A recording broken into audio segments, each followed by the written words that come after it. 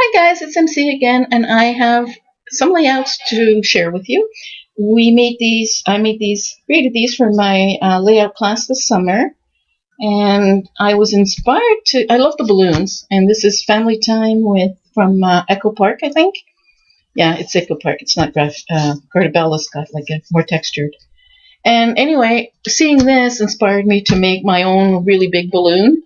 And you have a place to put a picture. It actually fits a picture. I know it's hard to believe, but it does. I'm going to show you. See, you can put your picture either underneath here, or you could put it on top here. So there is room for at least one picture on here. It could be a 5x7 even. This is a 4x6 I'm showing you, but it could be a 5x7. And I used some twine. I used and I left it over there, so I'm going to get this for you for a second. I used, to create on my borders, I used this big thing. And right now it's a plastic bag, and it has all sorts of cute punches that you can put in this one. And when you want to go on the road, you can use this little guy and just add your punches to this. So make a lot of nice things. And what's really good is that the big part of it clicks in. I think I have a video where I show you how to use it. So if you go through my videos, you can see how it gets used. But that's how I created these borders, both small and big, because you create the border and then you can cut it any size you want. And then these little balloons came from a memory box. And I put this in that wrong side up. But anyway, I got these two memory box stickers.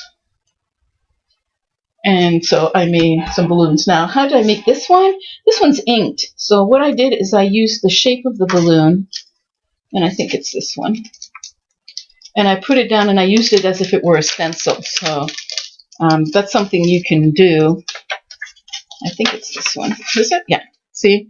If you look at it this way, it could be used as a stencil. So what I did is I put it on top here, and then I just used two different color inks so that my balloon has dimension. So that was fun. And so anyway, everything here is from the kit. There's nothing added except for the twine and obviously the cardstock. And I used my Spectrum Noir to create the hills and give it a little bit more dimension. So I also even used, that paper that's in the front of the kit that shows what paper's inside. I actually used that up here because as long as it's not going to touch my pictures, and I don't know if they still make them acid and lingham free, but anyway. So that's the first two layouts out of 6.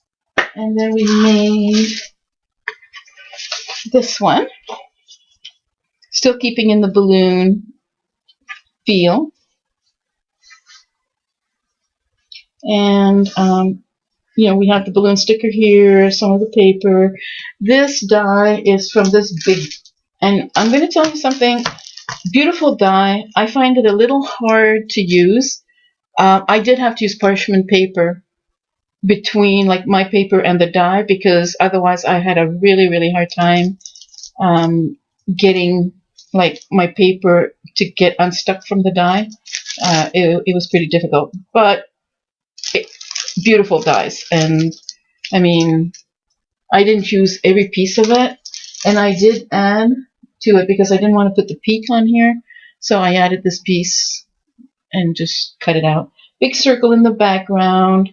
We did the V birds, so that we have birds flying around the balloon. And this is like a balloon with, again, some cutouts. Cloud in the background.